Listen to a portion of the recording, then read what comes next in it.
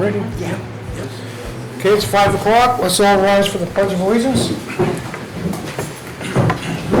I pledge allegiance to the flag of the United States of America and to the republic for which it stands, one nation, under God, indivisible, with liberty and justice for all.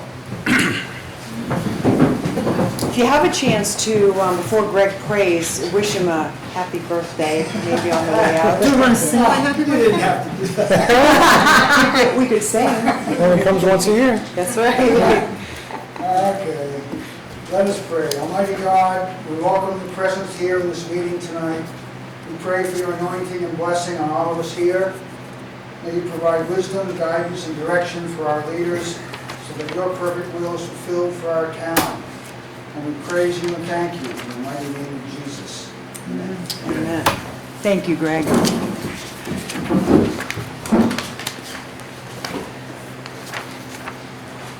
Okay, first thing on the agenda tonight.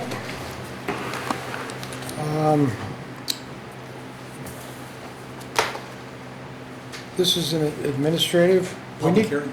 We need to do a public hearing on the acceptance and expend and invest New Hampshire demolition grant fund for 25 Ammonoosuc Street for the amount of $57,330.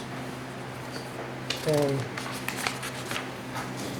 so basically, the building that we had to take down on Ammonoosuc Street, this is a grant to take care of what we put out to actually tear the building down.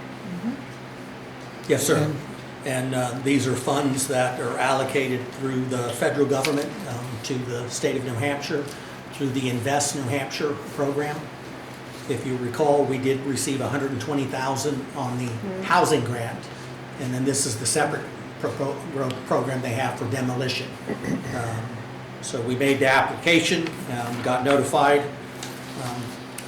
that it's going forward. We went ahead and advertised for the public hearing, but I did get notified that it will not be on the Governor's Council until 9/20/23.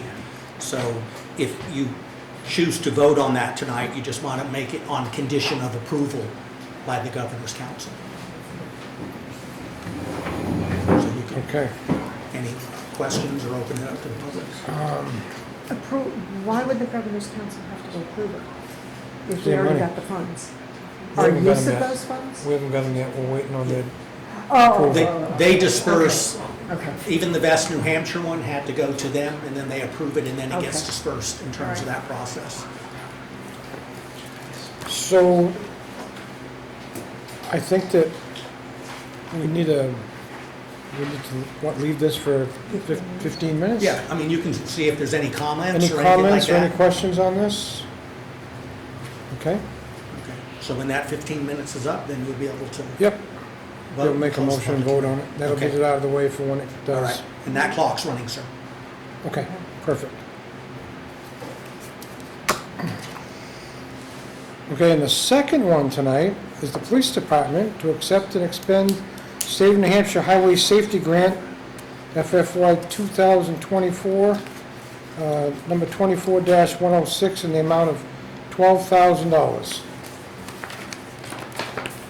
And Paul, do you want to talk about that for me? Mr. Chairman.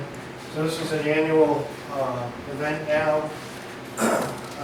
This grant, this is the New Hampshire Highway Safety Agency under the Department of Safety, which is given to us federal money. And the grant is so that we can do our speed enforcement, pedestrian bike safety enforcement, youth seatbelt enforcement, DWI saturation patrols, and also cell phone texting enforcement, as well as community outreach and betterment.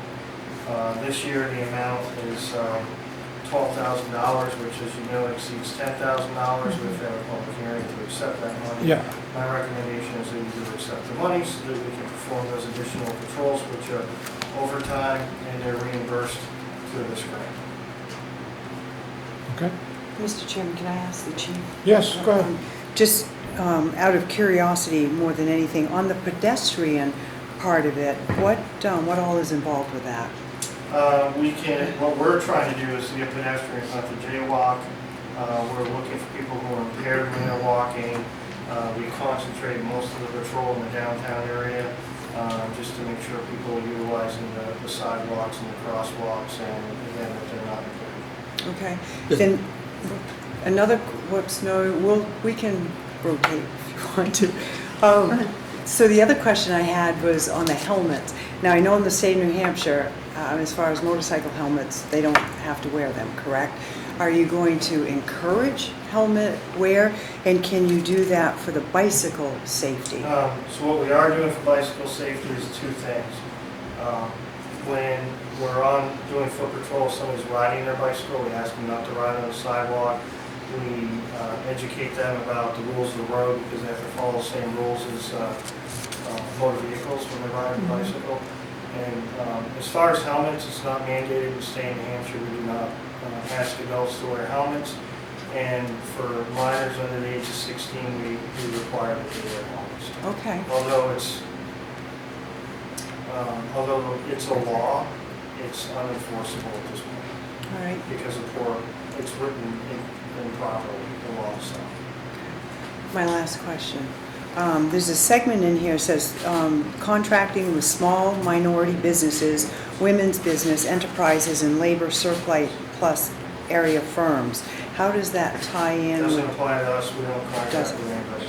Okay, But that's a mandate of if there are things in the grant, that's a generalized statement for everything that we could get. For example,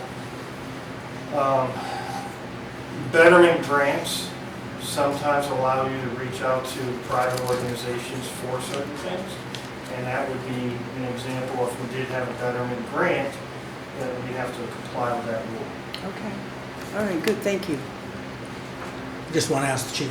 Yes. This wouldn't apply to me walking from the Rail Trail Village to the Little Grill or Free House and back?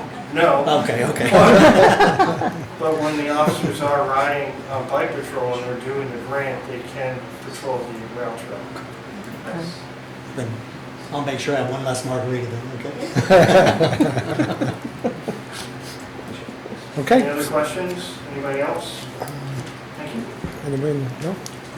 All right, clock's running Let's on make, that we one. leave that 15 minutes? Yeah. Good. Okay. Next on the agenda, we have a presentation from NCC, the housing report. And we had some questions on the handouts from before. Is it okay to go ahead and ask? Yeah, Mr. go ahead. Chairman? Yeah. Okay. So, and Kayla, thank you for being here Absolutely. tonight. One of the things that I noticed, of course, on the cover, and it's not a big deal, but like knowledge is misspelled, businesses is misspelled. You know what, I actually was going to hand out a corrected copy to Okay. you all. All right. And I will at once say that it's my responsibility as the person in charge, and also say I did a terrible job proofreading an intern's work this summer, and noticed them myself about an hour and a half ago and fixed them for you all. Good, well, thank you. The other thing I was wondering, because a lot of what's the content in here is more on workforce and housing versus the title of it is, the purpose of this guide is to provide knowledge on workforce availability. So I'm wondering too if, I mean, just a minor No, absolutely. thing. But then the other question I had, the current population that you have, and these pages aren't numbered, but it's the third one in, the Littleton resident data, it says that current population in Littleton is 4,625, and then on the last page, it says that the total population is 5,927. So those don't match up. And then the average cost of a rental in the area, the 2021 census, and I think we all know that the average rental has probably jumped incredibly. But this is based on, and we want to make it as applicable as possible, and it's a 2023 report that was done. So I'm just wondering if something, I don't know if it can be changed or not, but it is based on 2021 numbers. The other thing too, more research sources of interest, that's also misspelled. Okay. And the graphic And sorry to sound so negative, No, but no, that's the graphic at the bottom of the page, I'm not sure what this all's supposed to mean. You got money in one hand, there's a house, there's a magnifying glass with a briefcase. I'm not sure what that graphic represents. Yeah. Would you like me to speak to some of these, or? That would be great. Okay, yeah. I'll probably finish. Source, New Hampshire NHES 2021, but we're in 2023. That's under pay rate realities. And again, they don't really, healthcare support workers, average hourly wage in northern New Hampshire, $18.02 per hour. Get that at Burger King now. So healthcare work, that pay has jumped substantially. And then, I guess that's it. So those were just some of my concerns in going through this, because it's such a valuable piece of information that I want to make sure that it was up to date and that it matched. So thank you. Absolutely. I think there was one thing on the average income too that we discussed. On the last page. No, it's, you're back on the residential data. Yep. And it was 39,614. Mhm. Of course, 2021, it may be somewhere in the ballpark, but a couple of years later, it's a little different. Well, the last page has median household income 4125. Yeah, that's what I was so, saying, there was a yeah. little bit of a discrepancy in the, so the last page, does that still for 2021? Well, this one here was updated in 2020. This section here, Okay, yeah, Mr. Chairman? Yeah. yeah. Well, it says, whoops, next page, Yeah. 2018, 24. Was this, Kayla, what 2018, we, 2014? was this a grant for the 15,000 that was provided? It was a while ago, we had approved a grant to look into the housing and the workforce situation. And I think it was going to be going through your organization.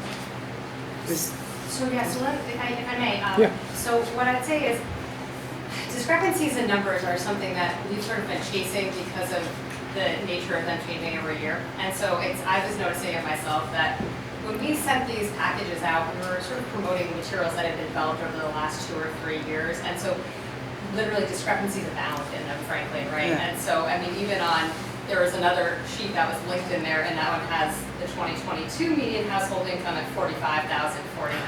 And so it literally is sort of a plague of when we updated what. And so this summer we did kind of an outreach push and sent things out and packaged them up together, and that leads to some of the discrepancies you all are seeing. And first I want to say thank you for taking the time to look at them and, make some use of them and look at them carefully, right? And so I've corrected the typographical errors in it, but what we can do for you all, especially if it's something you'd like to use, is go through and make sure that everything is the most relevant data as opposed to the last time we did it for all 50 towns in the region.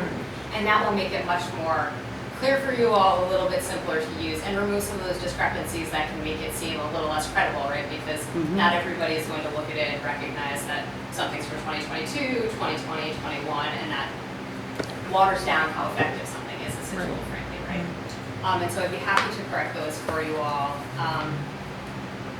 It's an interesting piece, so the graphic on there is really, I think, just supposed to interplay the connections between housing, business, and income for folks. And they're funny looking infographics, so that is our house and our little briefcase, magnifying glass and whatnot. The infographics are always a little silly, in my opinion. But really, there's a few take-home points we try to really make in it, and mostly it's just that housing costs seem to be rising across the board. It's something that was pointed out even by you all just now, right, is that these are not really accurate as of today.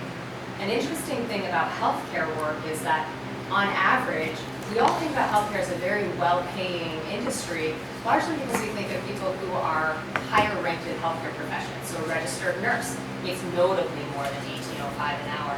However, when you look at the numbers of who's employed in healthcare, it's actually largely LNAs and folks who are making notably less. And so I absolutely accept the point that we're higher today than we were then, particularly after what we've all just seen. The years we have seen recently have seen wages increase more so than other times. But it is an interesting piece that a healthcare worker doesn't always fit that picture of income that we all have of, say, somebody who is a nurse practitioner or a doctor or a registered nurse. Across the board right now, really, right, what we see in housing is that wage growth is growing slower than housing cost growth, right? And that's kind of a piece, I think, in large part we're trying to illustrate in these, is that burden of housing costs seems to be a struggle for folks. And the trajectory we've been on in recent years is that struggle is growing a bit for folks. If I can, I'd love to give you all an updated copy of what we have. And these were the typos fixed for tonight, if I I do may. have a question. Thank you, Kayla. Kayla, they're used to getting stuff from me, so they proofread very well. Well, if you get used to getting stuff from me, you'll have to proofread it Thank better, you. because I will literally call it out as one of my lowest points. I do have one question. You've got, you do have a plethora of businesses, but you don't have the manufacturing sector in here. Would you like us to add it in? Because I think it would be a good idea because we have the industrial park, we have manufacturing there, we have manufacturing in the area, so. Absolutely. And I'll say that what I actually gave you all tonight has a little bit That just more adds the to it 15 minutes, but you don't than have to the stop sheets that we discussion. had sent out, which is because I didn't know what to expect, so I figured I'd bring a little more. And I want to just point out a couple of other things you'll find in your packets, and I'm happy to come back and talk with you all at another point or whenever it makes sense for you all. But what you'll also see in there is the most recent, so as of 2023, right now, we have real estate data for rentals and for sale prices, community by community, so we can zoom in right to Littleton, that are put together by New Hampshire Housing Finance Authority. And that actually has a report that shows quite a bit of what we're seeing in price trends, and it brings us right up current to now. So I printed out a couple of copies of just their most recent exports, because it does build on what we sort of have in this kind of continual evolution over time. Kind of an eye-opener, isn't it? It really is. Yeah. It's alarming. I mean, it's Yeah. wild to see how quickly the home sale prices have escalated anywhere. Yeah. And literally, it seems to be true almost everywhere you sit right now. And have rents followed that same trend? They absolutely have. Rents can be a little funnier to follow. The home sale data is so clear, and rents are really based on survey data, and so it's a bit of who responds. But we absolutely see both trending up, and in your packets, you'll see, I can take no credit for those, and there probably will be no typos, because New Hampshire Housing is good at that sort of thing. But we can see that trend of prices for both has continued to go up. I also put in there just a copy of our executive summary of the whole report that some of these pieces pull from. Over the last year and a half or so, we did a region-wide housing assessment. And so some of the pieces in there, I'll just say, are interesting about sort of the larger overall points we're seeing. Some of them I've mentioned here, often they're illustrated in the data, but pieces of the fact that prices continue to rise for them largely beyond what we were already just able to pull back, frankly. Okay? Yeah, thank you for this. Absolutely. Yes, thank you for that. And these are extremely valuable. Yeah. Yes. So, Well, and I thank you. appreciate the detailed read, and honestly, I am a horrible proofreader, and I recognize the issue of the year data changes over time, so I really do appreciate you pointing it out. I'd be happy to fix it for you all, especially, to make it a better usable tool for you, adding in manufacturing as well, certainly. Yeah, thank you. Thanks. Thank you. That's great. Okay. Okay, the 15-minute public hearing time expired on the Invest New Hampshire demolition grant. So I'm looking for a motion.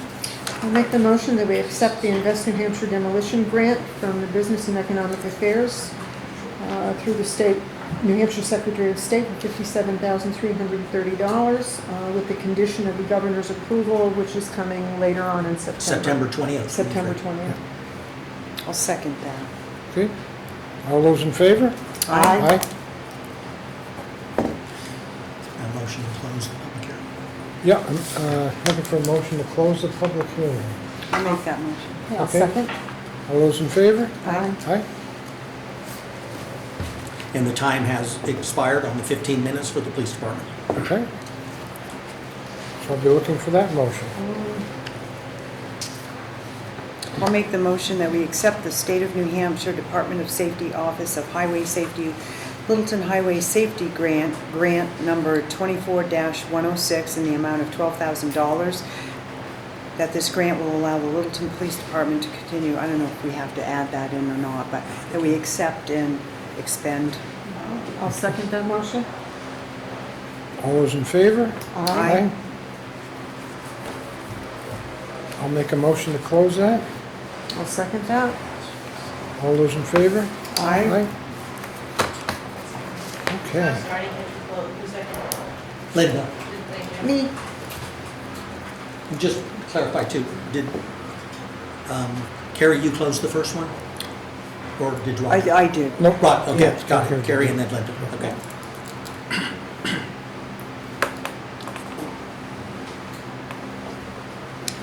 Next on the agenda is the fire and EMS regionalization. And we'll have a presentation tonight by John Goodrich, Dave McClure. Thanks, we'll give you a handout of stuff Thank you. done. Thanks, John. I've got one, John. so- You've got one. Yeah. Thank you. Thank you, sir. So Dave and I, we've been looking down the road at an expectation of where EMS is going. And we've been trying to assess what makes sense in the long run for the area. And we're really concerned about costs of it, but also concerned about making sure that we have good service, and professional service, which is what the voters said last, at least in Littleton last March. And so we had this notion, and we still don't know if it's the right thing to do or not. Dave and I have met with chiefs and EMS leaders from Lancaster down to Woodsville, and everyone in between. In this time, we met with Jim, we met with Chad over this time, and had a lot of interesting discussions. I would have to say that sometimes the data is not as exacting as we'd like to see. It's very difficult to get exact data, especially the way budgets are done and the way accounting can take place, not through any malfeasance, just through, do we allocate this guy who went out this call to the fire department or to EMS and that kind of thing. And then the call information is sometimes a little bit difficult. We understand the state has a repository of all the call information. We'd like to really get our hands on that. But the fact is, people seem to be demanding professional service and rapid service in EMS response. And we're just looking at it in a broader viewpoint to say, can we do it in a better way? Right now, Dave will tell you, and Dave's the one who said this, there's three options. You can do it the way we have it now. You can do it where Littleton is really the de facto professional response group for EMS in the area. That's the truth. I mean, Franconia came to us and with hat in hand and said, we can't staff our volunteer force anymore. And and they were they had a good esprit de corps with that too, and they can't do it. And then we could go to a regional approach where there's some more balanced input from all the towns around. So Dave and I organized a meeting, and you can't have multiple selectmen from a town in these meetings because then you're violating right to know law or public meeting laws. So we invited, and no offense to anyone who didn't get invited, we invited at least a select person from each town in that area, and the regions we're talking about is Littleton, Franconia, Bethlehem, Easton, Sugar Hill, and possibly Lisbon. So we had a selectman from each of those towns at this meeting, and the hospital provided the host site.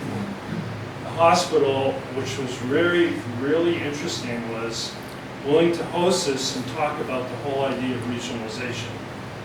To me and to Dave, it makes sense because what we're doing is saying, if you have an ambulance call, a lot of times it's going to end up at Littleton Regional Hospital. The fact that they were interested in hosting it, and they have an ambulance bay with 5 spaces for ambulance there. And he gave us a tour of that as well. So that poses some interesting options for us. To be honest, I don't know as we can say what the best option is at this point. We're not sure. One of the problems is really getting a handle on exact costs. Another factor that enters into this is inter-hospital transfers. And Dave, maybe you'd be better to talk about that than I am, because you studied it more closely. But that's a potential revenue source to offset some of this as well. Yeah, thanks, Chuck. I'm Dave McClure, grew up in Littleton. John and I are retired, and we kind of are different from most of you folks here that are running the day-to-day operations of the town or the police department or the fire department. We're retired, so we can kind of sit back and take the long-term view and say, all right, we're not bothered by the day-to-day problems of running something. We're trying to take a big view and say, where are we going to be 5 years from now on this? And we see, and our conclusion is a sparsely populated area like the North Country, with only 12,000 people, or 6 towns John named, have a population of just 12,000 people. Yet we want professional ambulance service, and there's the part of the business that has grown tremendously in recent years are inter-hospital transfers. Littleton Hospital generates over 600 transfers a year where they use the ambulance to take patients from the hospital to other facilities, usually by ambulance, not always, but usually. And that's a business right now that Lancaster is the primary provider of that service. Littleton Fire, who's kind of new in the ambulance business and then took on Franconia, doesn't do any of those, and that's a concern to the hospital, that the hospital is concerned that they're dependent on Lancaster to do this. One of the things we've learned about the EMS service is that more than any other town entity, it's a business. It generates a lot of money. Littleton Town Report says just our doing 911 calls generated about $500,000 in revenue for Littleton last year. Lancaster, which is an interesting service because they service an area actually smaller than ours, but they kind of specialize in inter-hospital transfers between Littleton and Weeks Hospital to some of the facilities. They generated $1.5 million in revenue last year. And more than paid for their whole service. Now there's unique situations, and whether or not that can be replicated or even is relevant to what we do down here remains to be seen. But it seemed, it occurred to us that it's something worth looking into and studying, and we're asking for the local select boards, if they're interested in pursuing this, that we think there's a road down here that maybe going through Littleton Fire Department the way it's been doing the last 3 or 4 years is the best way long term. But I think we're at a kind of a crossroads where it's a good time to see if that's really the case or not.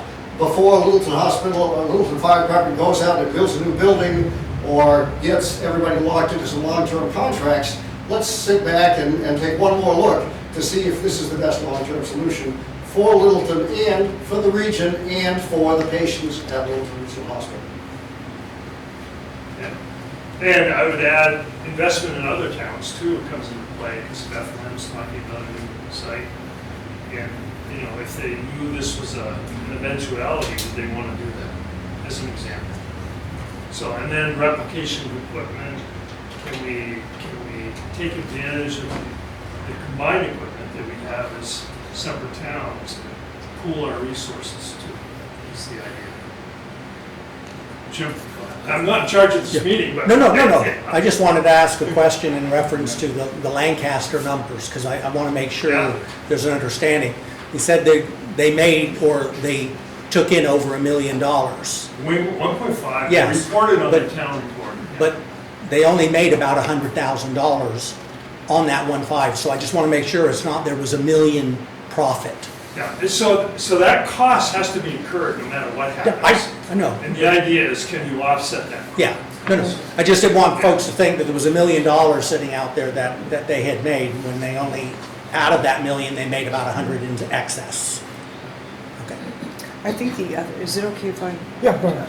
Just a comment too, and it's probably not a huge deal, but there is a big difference between a transfer and a transport. So a transport is where the money is, and that's what Lancaster does. Correct me if I'm wrong.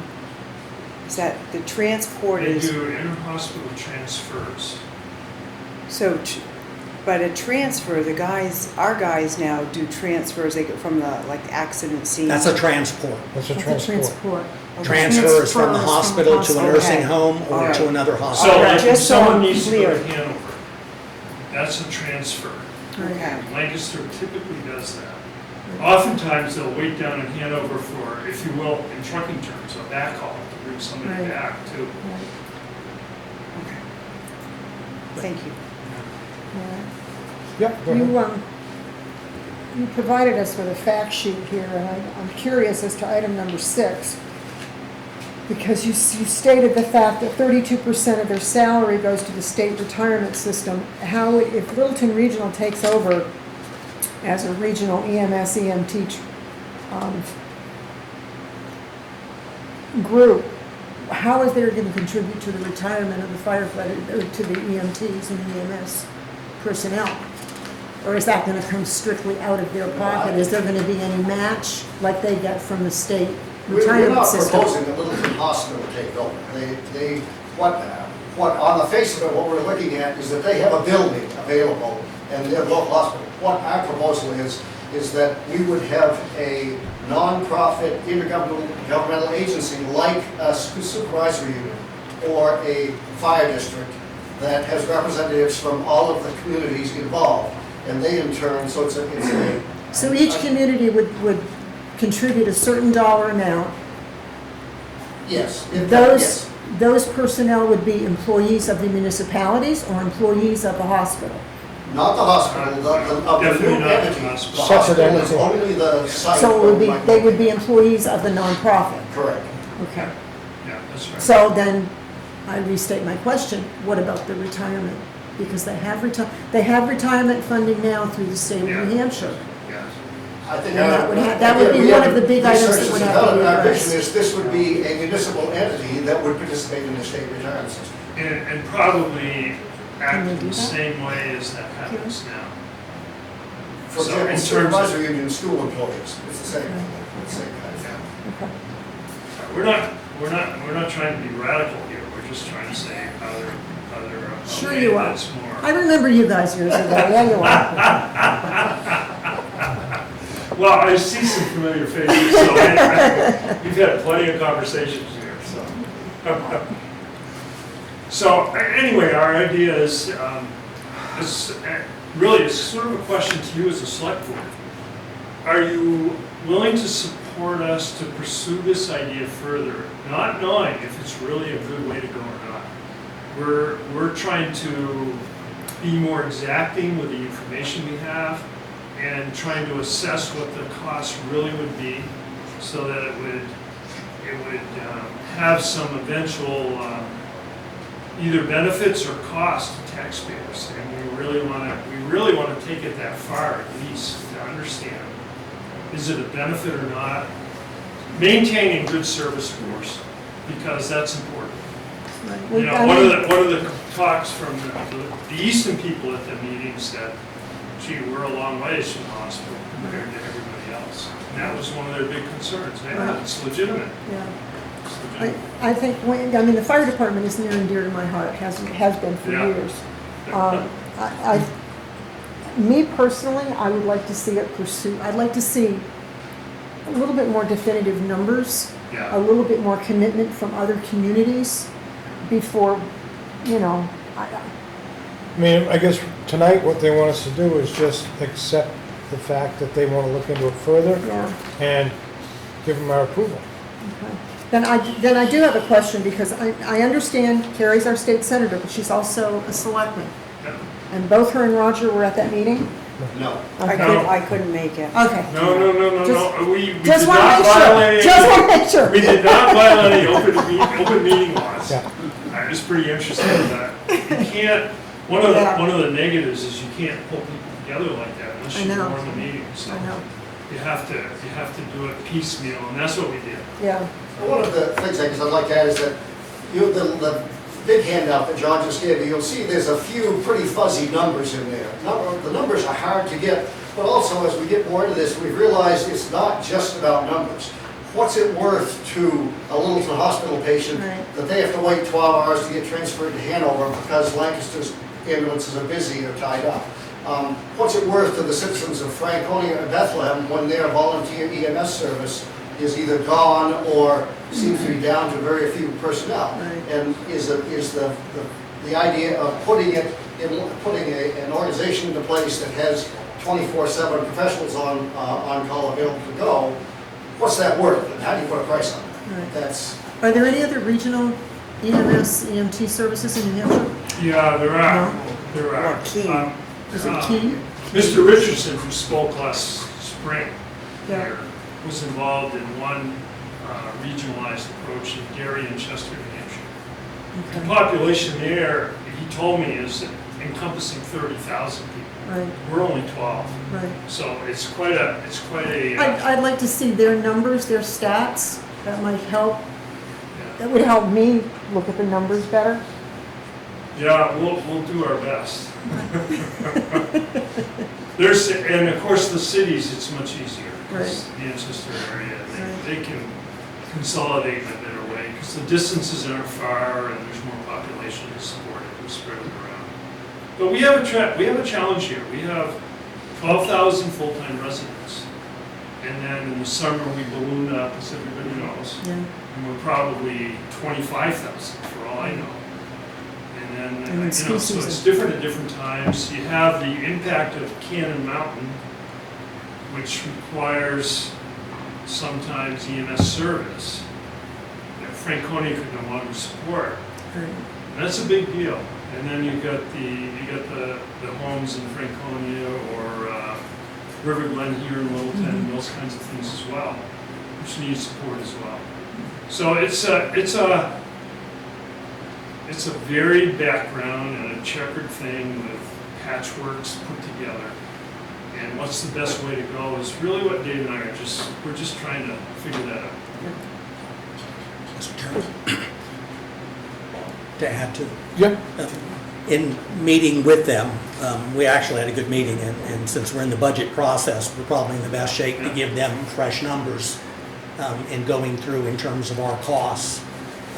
But also, without getting anything there, we did have a meeting with the hospital and signed a non-disclosure agreement because they're not required to divulge information like we do. Right. Because we're trying to get an understanding of those 650 calls.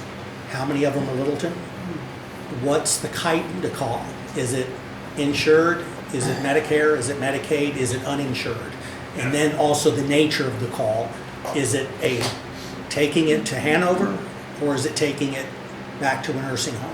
So that we can kind of get some understanding of that number, so we know really kind of what we're focusing on and maybe what the impact is in reference to if you were talking Littleton residents. Now, are they amenable to supplying those facts, We those numbers? we did a an NDA private agreement, so at least we were able to help with that data. And the other thing I can share to you with right now, we'll do the budget report later, but as of July 31st, 2023, we are $12,000 ahead in revenue than our entire ambulance budget for 2023. So we're tracking in the sense that while we may be billing and getting 25 cents on the dollar, but when you add that up, we actually we're covering the cost of the service. So at any rate, we're just saying, look, we're here, this is what we're doing. There's some data for you that we pulled together, and are you okay if we continue looking? I definitely think there's value in the sense of if there's something Yeah. that could come out of this that could help improve or add to that synergy, absolutely. You're comfortable with it? And we were very happy with the hospital hosting us as a meeting, and also pointing out that they have 5 ambulance bays in which they gave us a tour. And that could be a site potentially if we wanted to. So, anyway, Yeah, yeah. Dave, anything else? Chad, you got a question? I'd just like the board to consider that, these types of meetings in discovery be done in an open format. There's no, in my opinion, there's no need to invite a single select board member from each community. Each community could post a meeting and have an open discussion on it. Some of the discussion has been fractured, and that leads to some distrust. And I think looking at all this information is great. And these guys know that I'm very data driven. And a solution today, the solution 3 years ago that we entered into here in Littleton isn't the solution today. We've already moved on from 3.5 years ago. So what it's going to look like in 3.5 years, I can't tell you necessarily. But I think it's important that all the stakeholders be involved in the conversation so that it is transparent. Because there honestly are degrees of distrust when conversations are kind of had in the dark. And so that would be my suggestion to the board, is that if you want to explore, this type of arrangement, whether it's, any of the ideas proposed, that it just be done in a format where it's open and all the stakeholders can at least come and listen to the conversation. Thank you. You guys are okay with that? Yeah. Do you need a consensus from them just to go ahead and continue? Yes. Go ahead. Yeah, I don't know if Sorry, it's sir. a place for discussion on the subject, because it's a political open meeting. Nope, go ahead, you can, on this one, yeah. So, in my opinion, as a taxpayer of Littleton, is that all of medical services, almost all of the medical services end up at Littleton Hospital. We are a very diverse area of Littleton, small communities. We happen to be the biggest community with emergency services. It doesn't make sense to me that the place that benefits the most from delivery of patients is the hospital. So I don't know why there isn't more pressure or influence on the hospital to take over emergency services on a regional basis. I love our fire department and their service. I think they do a great job. But we, since we're the big dog in the house, cannot continually support the costs that are involved for an ever-growing EMS service. Fire department, EMS, fire department. We can't do it. We just can't keep on taking on this cost. Furthermore, the hospital has all the resources available for billing backwards and then paying those possibly forward back to the communities that service the hospital. So why, oh why, are we dealing with this issue? It's an issue that should be dealt with by the state, by the county, and by the hospitals that they serve. It should not be our burden. The costs are going to get out of control very, very quickly. I don't see how we can control it. There are costs, I don't know how our billing works. So on every call, do we break it down to the point of how much gas was used, how much service has been lost by the vehicles that we use? Are those costs taken into consideration, the monies that we put aside to buy new vehicles and new equipment? Are those broken down to that minute detail that I think you need to make this analysis? So going forward, I just think we need help. We need help from the state. We need help from the county. I don't think we, Littleton, can handle this. I just don't. I've already seen how we've grown, and this is no negative to the fire department. We just keep on growing and growing and growing on this EMS stuff. Yeah, we got $600,000 worth of this from Frank County. It'd be interesting to see how those cost breakdowns work after dealing with Franconia. But we've also had to bring on more personnel. If we dissolve this agreement with Franconia in the future, do we continue to maintain the same manpower that we have in the future? What about all the liabilities that are involved with us being the EMS service. Does our insurance company, have they been involved with the liabilities that may be involved with us covering such a large territory? I don't know that. You do, obviously. But there's so many facets of this. It isn't going to happen just with this little group here. I appreciate your involvement. I appreciate their looking into this. But it needs a regional input. It can't just be done by a small group. And this is great that we got to start. But we cannot take on the burden of trying to handle 6, 7, 8 communities. It just isn't going to happen. Not with us. There has to be pressure put on the hospital, and there has to be pressure put on from the state to help us out in resolving this issue. It's not just us. It's region. It's not our region. It's statewide. Down south, it's a little different story. They got big cities, and the big cities have big ambulance and EMS services. We don't have a big service. These guys break their buns to do what they do, but they can't handle everything that we're looking forward to in the future. We have to move forward. And moving forward, this is a great start, but you guys have to pitch in. All the communities have to pitch in and put pressure on the state. To have a state representative in here talking in this group. It can't just be these little communities. You know how little communities work. They're going to have concern for their fire departments and their EMS service, wherever they have an EMS service. It has to be pulled together from a bigger organization, county, the state. So I appeal to you to reach out to some of those services in the state that we need for the support. And we may be the foundation for the rest of the state. That's not a bad thing, but it's a good thing for the taxpayers. Thank you. Thanks. There you go. Chad, again? I don't disagree with the gentleman up there, and I apologize that we haven't met in person. Okay, the fire department is in position to solve everybody's problem very quickly, and that's not something that I necessarily propose.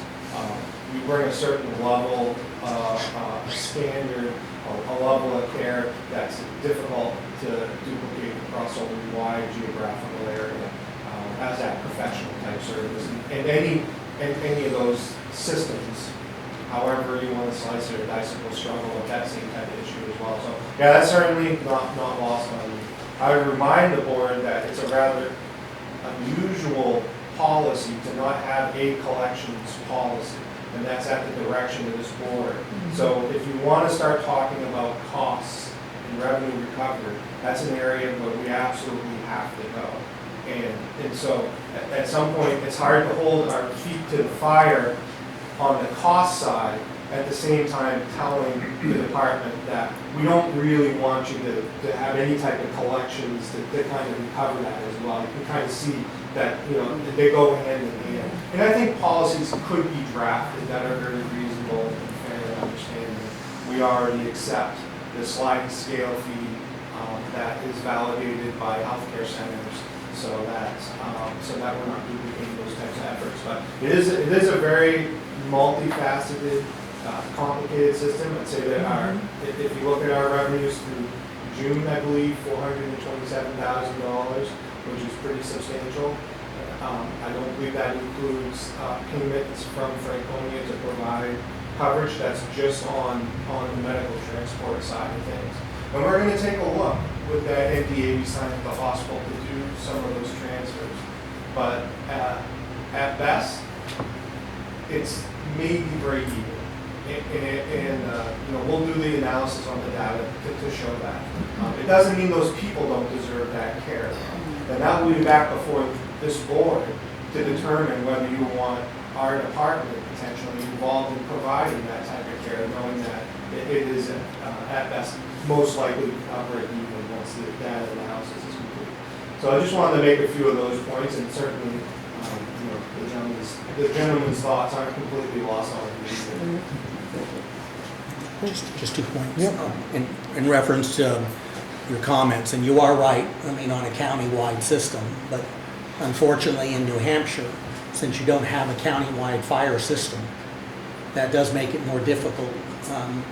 Don't like to compare, but I come from Florida, and the counties are mandated to have fire systems. The cities and the towns aren't, so they supplement. So it is a little easier when you have a county entity that you can work with.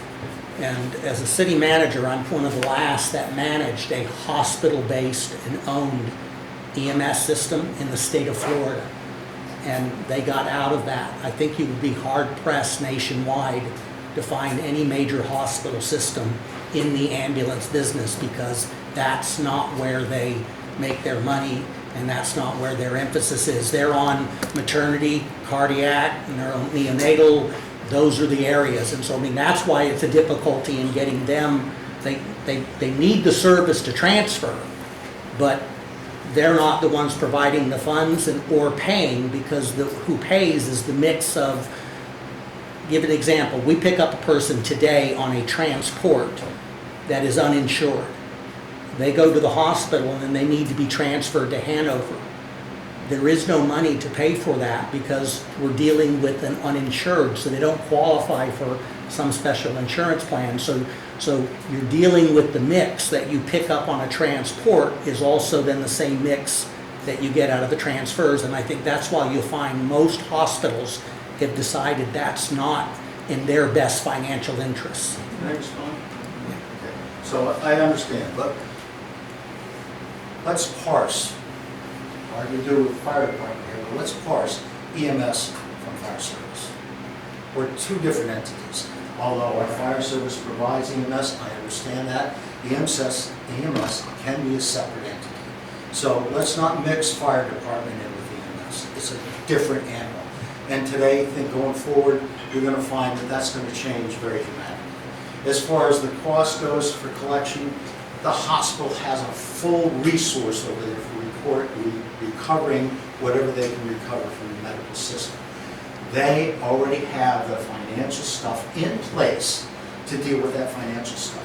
We don't. We're a small community. We do what we can. I'm not knocking what they do, but we don't have those resources. It just doesn't make any sense for communities, as we're moving forward with the way EMS is today, to continue doing this on an individual town basis. It is just not cost effective. The hospital, they don't like it. I understand they don't like it. But they're the big dog in the house. And they're the ones that are gaining the recipient of the patients. And they're transferring it to another hospital that's gaining the recipient of those patients. So their resource is patients.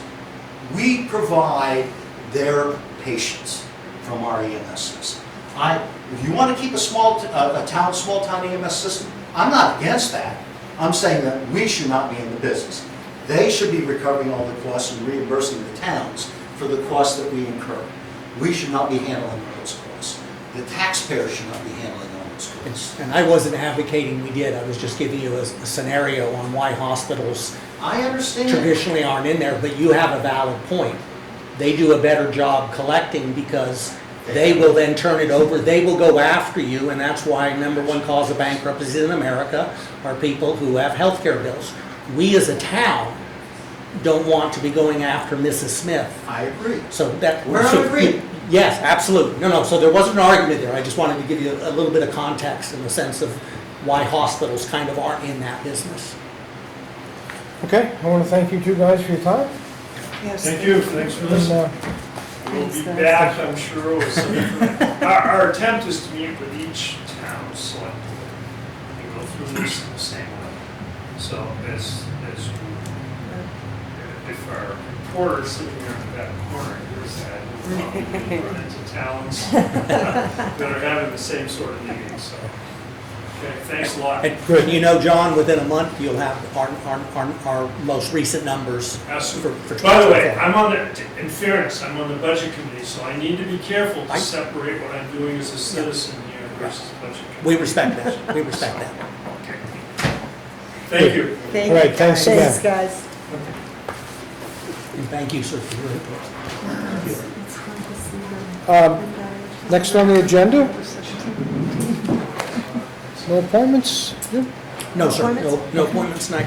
All right, so we're going to look at the minutes, approvals of the minutes of the last few meetings.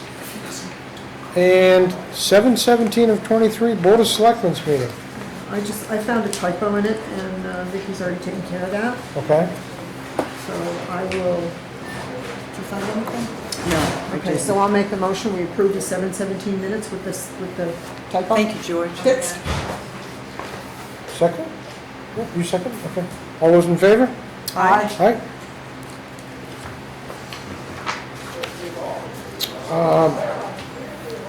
On 7/17/23, the Board of Selectmen had a non-public meeting.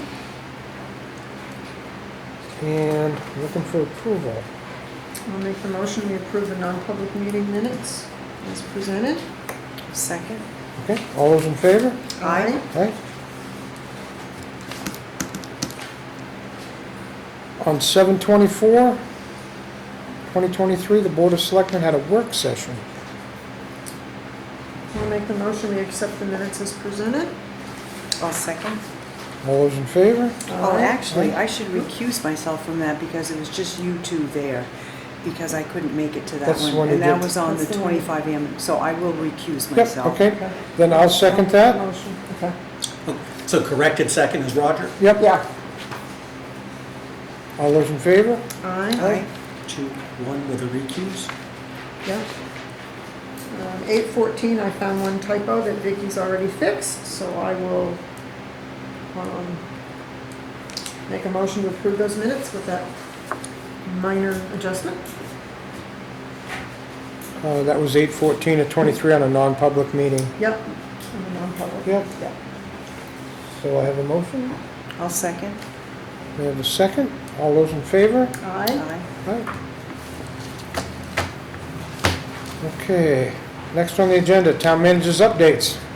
Yes, sir, just two very quickly. I happened to look at my calendar today, and it reminded me that tomorrow, Tuesday, August 29th, the Twin States Clean Energy is holding an open house at the Opera House from 5 to 7 p.m. To talk about the project that's from Canada down I-35. And I just wanted to make sure, I think you all had been given a copy out, but I thought it would be okay to also advertise that, or at least put that out tonight. Postcards were mailed by the company directly out to residents. We've received some input and call, and I intend to go to the meeting tomorrow, and love to see the kind of turnout and get an idea of what kind of questions and folks that have. If you all are going to go, I guess we just need to post it, that there could be more than one member. Do we have to with? It's an information meeting. Yeah. No, Yeah, I don't my think- bad. It's an information meeting. It's not a board meeting. It's like the casino when we had that Yep. information meeting. My mistake. You're correct. You're correct. Yeah. Did you get a postcard? No? I didn't get a postcard. And Okay? the other chairman, not necessarily tonight, but I know we don't do a lot of proclamations, and I sent one out, Yeah, I and got this one. came into the one, so I just wanted to get input on whether or not it's appropriate to I put got- that I on the got a September I've one. got my copy. Okay, Yeah. okay. Yeah. So just to go ahead and put that on the September 11th agenda, is there Agenda. any objection Nope, to none put at the all. proclamation on? To make a decision about it. Oh, whether Do we need to Participation. decide, okay, my question is, do we need to decide tonight whether we're going to support this or not? Or do you want to put it on the September meeting? Oh, I don't make want the you to vote decision tonight, I support? wouldn't do Okay, that. all right. I was gonna actually put it on an agenda item. I Okay. told them that I got it too late for this meeting. Okay, And the week is in October, so it would be one of the September meetings. So because we don't do a lot of proclamations, so normally you just put them on, but I wanted to make sure, because sometimes a proclamation can be controversial. Right, So right. if there wasn't consent to put it on, then we would put it on the 11th. I mean, personally, I don't think so, but I would love to hear the public's input on it. Okay. But we live in a rural community, and to Tough. say that we don't drive a car for a week, I don't have a bicycle that would work.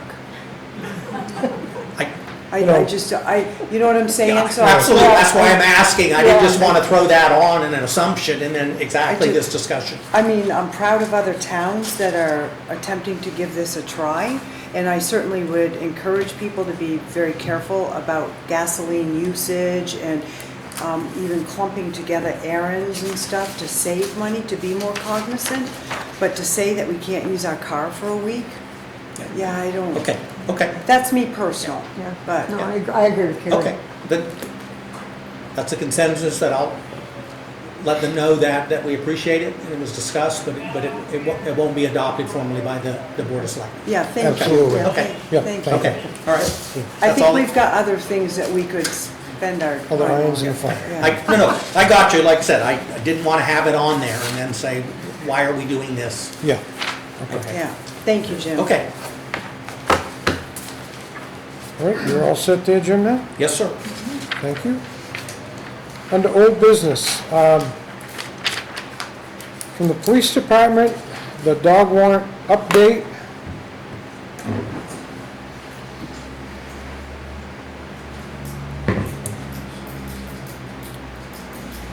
Chief has a wolf update. Yeah, just a one. Yeah. Was it Saturday was National Dog Day? Is it? Yes, last Saturday was National Dog Day. Doesn't mean you don't have to pay. In June, a very timely town clerk sent you the warrant that you guys approved, Yep. if you guys recall, and so I had to report back to you by August 31st of what we've done as a police department with that warrant. So I actually have a letter for you. I thought administration had forwarded to you. I'll send it out tomorrow so you guys get a copy of it. But, so in June, there were 65 unregistered dog owners in the town that had registered previously that we knew about, that after numerous attempts, these individuals were not registering their dogs per state statute. So with some work from the town clerk's office and administration from my people from our administration, we've narrowed that down to 15. Wow. Actually, it was a little bit bigger, but I went out a couple days last week and knocked on some doors personally and said, look, do you really want me to bring you to court? And they said no, and then they registered. We probably had a few more today, but I did speak to some, and I intend to go through the whole list before we issue summonses. And we wouldn't take them into custody, we just issue them a summons, have them explain to the judge why they received phone calls or letters, and they still said, no, I'm not going to pay a minimal fee to register my dog. And the longer they wait, the more it costs them. You know, and this is a public safety issue. You know, with rabies, that's why the state did this. So, as the law indicates, the dogs are to be seized, but I'm telling you right now that I will not seize any dogs. It's costly. We're not going to do that. The intent is for safety. It's not for seizure of dogs. All right. I will provide you with this document tomorrow. My apologies. I thought it was mailed out to you. These are the remaining people, and we're in good shape. Okay. You had, what, 200 to begin with? There were a lot. Wasn't there about 200 or something when you started? That's quite, that's a lot They of narrowed work. the warrant down to 65 when we got it. Yeah. And then they did some phone calls, we did some phone calls. It's a lot of work for people just to remember, register your dogs in the month of April. Yeah. They Save. can start in January 1st, they can Yeah. start. As a matter of fact, town clerk sends out an email. In January, it says you can register early. Yeah. And I would highly recommend that. There are a lot of resources for municipal officials to go out there for us to comply with this law. And boy, we could really be using those resources elsewhere. So, Absolutely. but that's your update. Do you have any questions? No, I think that's- Thank you that's for a the good Thank you for job, the- yeah. Yeah. Thank you for getting that much of it cleared up. Yeah, Thank you. that's great. We did have a couple more coming today. Good. So one thing I've noticed in some other towns is they put up a little sign on some of the fence posts or whatever to register your dog by April 30th. If we went into a little campaign like that and put up a few signs around town, do you think that would be a reminder for the people and help out? Probably not, but if they're not gonna pay that one Probably back. not. So the clerk puts out messages, not only in emails, But she utilizes social media, we utilize social Yeah. media, there's a mailing that goes out too. Well, is there a thing in the paper as well? I also attach it to your yearly registration, Yeah, when they get mailed out to you, your. Yep, that's right, I got- reminder. yeah. I always put a board in there that says, hey, reminder, dogs Yeah. are due by the 30th. Okay. Make sure you Yeah. register. So there's a lot that goes out to the community as reminders, whether or not they want to take the time to actually come in and do it, or if they want to call and be like, well, the rabies are out. Well, the rabies expired 2 years ago. Why? Why haven't you done it yet? So that's the biggest thing. They call and yell at us because their dogs don't know about rabies. I can't do anything about it. So I would like to add that things were a little bit more difficult for people registering their animals this year because there was a closure of at least one animal hospital or vet center, and so that people were scrambling to go to other places, which filled them up. But if you plan far enough ahead, you can make that appointment every February or January, get your, make sure they have their rabies, get the wellness visit in there, take care of your animals is really important. Thank you. thank you. Thank you. Chief. Yeah. Thank you, Andrew.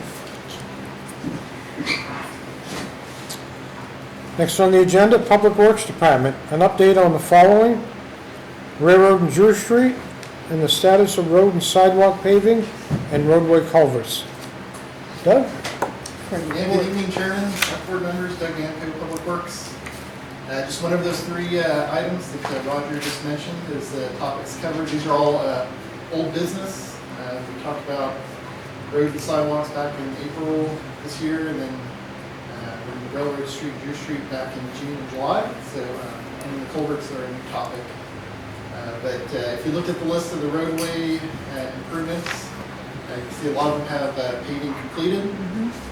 For the most part, except for they're currently working on Mans Hill, and we're still waiting on Beach Street sidewalks. But other than that, all the other locations have been completed for the paving. There are still remaining cleanup work to be done on the shoulder work. So that'll still be completed here through the rest of the season, construction season here. So is there any questions you have on that particular item? Specific Main Street sidewalks? We're going to be fixing the real poor condition sidewalk. Oh, okay. On the, just on the one West side. Main Street? Yes. Yeah, okay. This, south side. So that's on West Main you're talking Yeah. about? Yeah. No, it's on Main Street. I'm talking Main Street from the church going all the way down to Bridge Street. Okay, yep. Oh, I'm talking about Bridge Street to the Beal House. Bridge Street to Beal House. No, we're not working on, you're talking down on the Meadow Street? No. In front of Littleton Office Supply. Oh, yes. Yeah, that's what he's talking about, Correct. going down From over the hill. Yeah. Where's Bridge Street? From Hidden Brook. Behind Corey Sports Shop. Oh, that From Bridge Hidden Street. Brook down to. I'm thinking of Hidden Brook? Hidden Brook. That's the one I'm thinking of. Yep. Okay, From Hidden Brook down Okay, to yeah. Saranac. yeah. So, since we brought up the subject, West Main, that section down there, it looks like it's under construction for quite some time. Yeah, there's a drainage problem there. It's a state project, so I can only speak to it. That's a state project. Yeah, the state's trying to correct a drainage problem. It's going to require some of that curb to be reset. Okay. That owner actually didn't want this. That's a dead-end sidewalk section right there. It doesn't go anywhere. People come along the one side of the crosswalk and then Right. cross over and continue on the other side. So we may not be putting the sidewalk back in. We've been talking to the property owner about that. But there is a section that's not completed, and a part of that reason is there's a large tree right there. It's actually got, that homeowner has a problem with their sewer going out to the road, and it happens to be right under that big tree. So they're trying to get that resolved, and they asked for the town to pause on the sidewalk work so they can get that sewer, because it's right where their sewer. To get to the root of that problem. Yeah. Yeah, it is that. So that is the reason why we haven't paid that yet, that section. Now, the one question, the bump outs on Cottage Street, are those permanent now? In front of Free House? That is temporary. Okay. 'Cause Yeah, I the saw state- them working on the ramp part, and I'm like, okay. Because aren't they gonna be ripping up Cottage Street at some point? Yeah, the state's looking to research, they're behind schedule this year, they're Yeah. supposed to be done in July.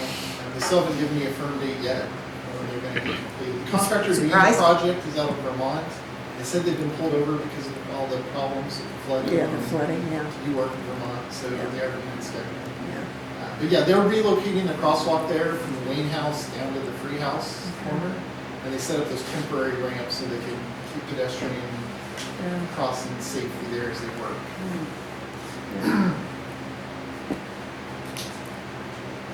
Culvert on Riverside Drive, was that one? Yeah, I'll get to that. Okay, sorry. Oh, that's right. Okay, I'm gonna go down to Railroad Street, Drew Street. Yeah. I did look into the two trees that came up in discussion, previous board meetings in June and July. Yep. Did reach out to the property owner, Patricia Laughlin, and she agreed up to one tree, the one that's closest to the intersection. It's the one that does, I included a photo for you to Yep, see saw that. it. It's pretty clear that that tree would be beneficial to not have there. Of the two that we've been looking at, so we're going to go ahead and, as long as everybody's okay with that, the highway department taking down that tree. We have our permission to do that.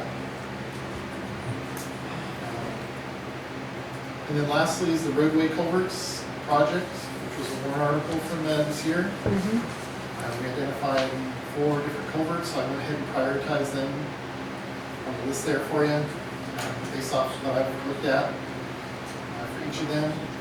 And just what I did clarify is all these books are subject to New Hampshire DES wetlands and streambed permitting. So we do have to go through a formal process to put a project together. I understand Riverside Drive is the most important one, and that's because it has a rotted out invert and it has had some sinkholes developing around it, and the highway department has been repairing those as needed. And so that, we're moving as quickly as we can to work through that in terms of our priority project of those culverts. Do you guys have any questions on that one particularly? I'll be working with Yeah, I guess I do, Doug. Does it look like it's gonna be done before fall on that, with the permitting and stuff for the Riverside Drive one? my goal is to get the permitting and engineering done this year. I can't guarantee that in the engineering consultant. I've been talking to Horizons Engineering on that one. It just takes a process and time to get through that. They gotta submit applications to DES, and DES controls the design of the project. Like we have a round culvert there, for example, now, but they may not allow a round culvert to go back. They might want a concrete structure. Okay. So there's a lot of back and forth from what I understand in discussing with DES, looking at the cost of that, cost impacts.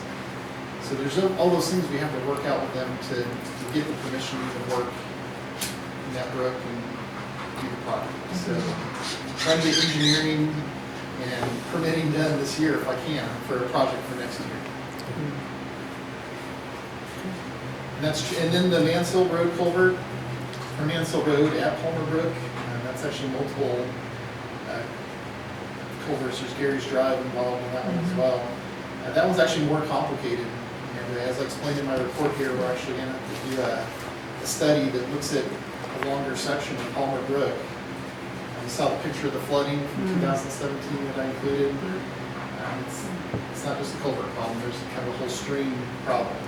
So we need to get that study done by HED engineers, and then we'll be able to make a decision on going forward on that as a project. Again, all these, we'd like to get grant funding. Jim and I have been keeping an eye out for grant funding opportunities as they come available. We did actually attempt for a grant application for Riverside Drive, and weren't successful with it.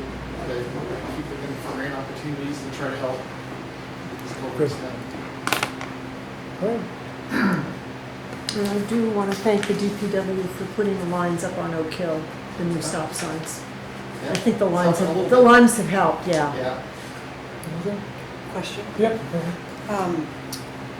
Jumping back to the tree, on something like that, do we get written permission from the owner to make sure, because you clearly identified which tree is coming down, do we have her sign it as well so that there's no question that she would come back and say, I didn't give them permission? Yeah. Well, I had a phone conversation with her, and then I followed up with a letter to her in writing. I didn't ask her to sign it. I just, if you guys would like to see her sign off. She Probably did- not a. Might not be a bad idea. Bad idea, just a mutual agreement that we Yeah. agreed on such and such a date that the town would take it down. That would probably, And that it was that tree. yeah, Right. yeah, good point, good No, I point. included that exact photo in my Yeah. letter to her and referenced that Yeah. tree, so he's documented on it. I didn't ask him to sign off. I will do so. I'll call him. Thank you. All right, thank you. Thank you, Doug.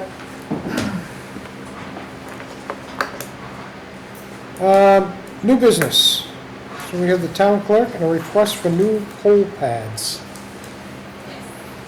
Angie, do you want to take over on this one? Sure, so a couple of the other towns around, Bethlehem and Franconia, have started using the electronic poll pads to check in voters for registration, and they have had a huge success with them. It cut down on line time and people having to wait in line. These new machines that they've come out with, you pretty much just scan the election person's ID right in. It brings up all of their information. You electronically check them in and you hand them their ballot and they go and do their voting, and it's just a huge cut down on time. Bethlehem said that I was speaking to Mary from Bethlehem, and she just said that the lines are just, they move right through, and they come in and they do a lot of training with you prior to using them the first time, and they are also on site to help with training your first election as well. So I just think it's something that Littleton would benefit from, because we do have lines, especially with the 4 elections coming up in 2024. I think that it would be a big help trying to keep those lines down. And that's at the cost of $6,500, which could be paid through the FEMA? Out of ARPA. ARPA, rather, excuse me, Yeah. ARPA. And that's for 3 poll pads. Okay. I've got You a have a couple question? questions. Yeah. So I noticed in the background that it's recommended that we get the 3, but also 1 for each table and a backup. So would you, and that's in the description. Should we be looking at 4 then? So I actually had talked to Mary about that, and I'm thinking that we may possibly need to go with 4. The part that I forgot to put in there actually is, once I do get it approved here, I still have to get it approval from the Secretary of State for the town to be able to actually use them. But we have to start here before I can even get the approval from him. But I was considering doing 4, because I think during the presidential election, we're gonna need 3 tables plus a backup. So I'm thinking we may need to do 4 instead of 3. Okay. And then my other question is, it comes with the software. It's a 1-year warranty, expires after the year. So that would mean in order for us to maintain that software, it would be with 4, it would be $300 per pad for 4. for the year. So it'd be $1,200 annually to Correct. keep, okay, Correct, for the Right. software, yeah. okay. I'm trying to find it in here, sorry, I have it written out. Yeah, I saw that in there too. So we need to amend the, so he just amended pole pads? But this needs to be changed, right?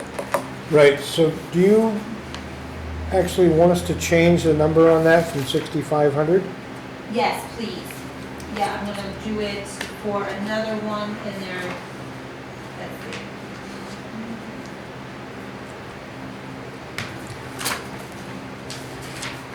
So it looks like $12.75. 1275 apiece, yeah? Yep.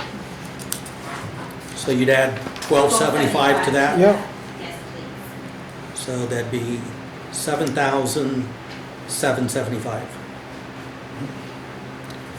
And I can tell you, the number is not there, but I think we had a balance after the 6,500 of about 87,000 in ARPA, so that would just drop that another there. And we'll have that number firm when we sit down and do the tax rate and how we're going to do reserves, so I'll have that exact number, but we'll be somewhere between 87 and 85,000 left in ARPA with this approval. So the 900 would go to 1,200, correct? And Yeah. then they get 38. Yeah, because of the software and everything else, it's $12.75 is the full packet. 3825 would go to, my math is not really good. 5,000, You say 5,100? 1275? Yeah, Am or, I adding that right? yeah, 12.75, so that, I did quick add that, so the total you'd be authorizing be right. 7,775 Right. Yeah. for machines. Okay. So on the early voting, people would come in, and you'd have one of these pads set up so that they vote early at the town office. Because I read about the early voting. Is that for like the absentees? We don't have early voting. Because we don't do early We don't voting, do we just early do voting. absentees. We just do That's all The we have. absentees. Okay, So the absentee ballots would still be, Yeah, so what happens is, from my understanding, is one of these poll pads gets transformed into absentee mode. There's an absentee ballot mode in there. So either at 10 o'clock or 1 o'clock, whatever time Chad decides to process those absentee ballots, one of those poll pads becomes the absentee ballot pad. And they get checked in through that one. And then once they're all checked in and gone through, that pad can then go back to regular check-in. I guess it was when I was reading the testimonials, and a lot of them are from Massachusetts, which is kind of Yeah. interesting. The Mhm. laws, I mean, you Yeah. wouldn't think they'd be any different, but they had talked about early voting and having a pad available for people to vote early. Right, and like, 'cause Hopefully we not don't have, often. yeah, so we don't have that, so I don't think that would. Okay, all right. So I'm looking for a motion? Is that what I'm doing? so the motion would be to recommend the purchase of 4 poll pads, the information. I don't know, Vicki, you'll make me sound good. Purchase, like you were on, But the. purchase of 4 poll pads Right, at a cost of $7,775 from Right. ARPA. right, from ARPA funds. So that's my motion. As your confusing, motion, okay, yep. as confusing as that may have sounded. Okay, Yeah. Carrie seconds it. All those in favor? Aye. Linda, Carey? Yeah. Yep. And that'll get us more up to date. Yeah. Vicki, do you just wanna put in your notes for them, about getting the okay from Secretary of State? Oh, with the Before I condition, make that yes, with the purchase- condition before I of make that purchase. the approval from the Yeah. Secretary of State, I yes. have a drafted letter, I just have to send it to him. Yep. Are you surprised more New Hampshire towns haven't gone this route? I really am, because I mean, the issues that the supervisors have with that paper, because they have to cross it off with this pencil and mark it off with this pencil, and it just becomes a really big mess if people, or if one of the ballot clerks do it incorrectly, and then they may be crossing lines where they're not supposed to be. I'm really surprised that more towns haven't gone the electronic way. I think it'll save the supervisors a lot of time at the end of each election as well. I really do. And if we could, Angela, since there was a change, to make sure finance is aware of that additional Yep, 775, since they do the tracking with the ARPA, and then Okay. they'll have the motion and whatever in terms of that, so it should be said. okay. Perfect. Good, thank you. Next on the agenda for new business, Police Department. Accept and expend unanticipated funds from the sale of surplus ammunition. So you have your worksheets. Yes. As it indicates in there, we switched our weapons from a 45 auto to a 9mm. We have very little 9mm ammunition for training. Right. So what we need to do is there are very few companies that will take bulk ammunition, so they have unopened cases of ammunition. In our case, not only do they take bulk ammunition, but if some of those cases are broken open, there won't be no anything with it. So this particular company will take that ammunition. So we intend to provide them with bulk ammunition. And there's a new number, by the way, if you guys can write this down. because they recalculated it. Since I sent this out, it's actually $3,310.92. $3,310.92. So Perot's Gun Shop and Police Supply is willing to take that ammunition, provide us a check for that amount. And I'm requesting that you authorize the Littleton Police Department to accept and expend that ammunition, that money for the purchase of 9mm ammunition for duty and for training. And additionally authorize not only the sale of those funds to be deposited in the Littleton Police Department budget line 01420101 entitled General Supplies Training. Any questions? So, Say that, make that one. is it, What he said. basically, are you trading 45 for 9mm? No, they don't have enough they don't have enough in stock 9mm. Okay, so you're just selling and then you're gonna purchase? If that was the case, we just taken up a credit. Yeah, But we yeah. couldn't do that. Okay. That's ideal, that we could do that, Yeah. but we can't. So they're gonna do is they're gonna take this 45 bulky ammunition and write us a check for that. What I'm asking is that check, when we receive that unanticipated fund, go back into our general supply so we can then purchase 9mm ammunition. Yep. Any other questions? So I will make that motion. What he said.